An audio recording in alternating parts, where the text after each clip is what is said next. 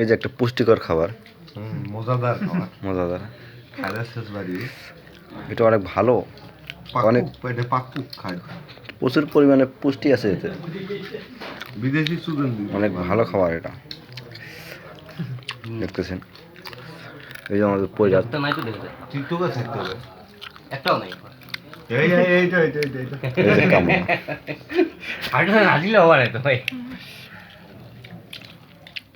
একটু হলে একটু ভালো হইতো জিনিসটা। আর একটু পুড়লে ভালো হতো। পারেনি পুরাটা কম হয়েছে, আমাদের ফরাদ ভাই পারে না।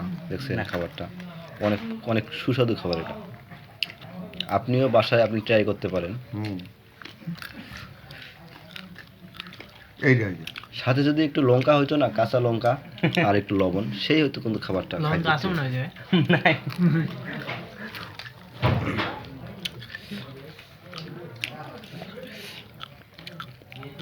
একবার খাইলে বারবার খাইতে মন চায়। জিনিসটা একেবারেই খারাপ নয়।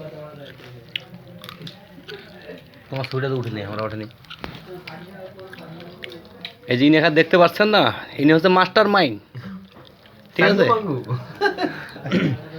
আপনারা এটা কিভাবে খাবেন আমি আপনাদের নিয়মটা শিখে দিতেছি।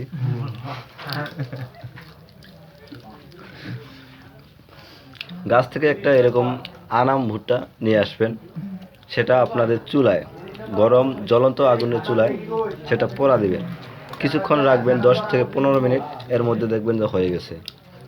তারপর সেটা এইভাবে পরিষ্কার করে, এই যে দেখতেছেন মনের মতো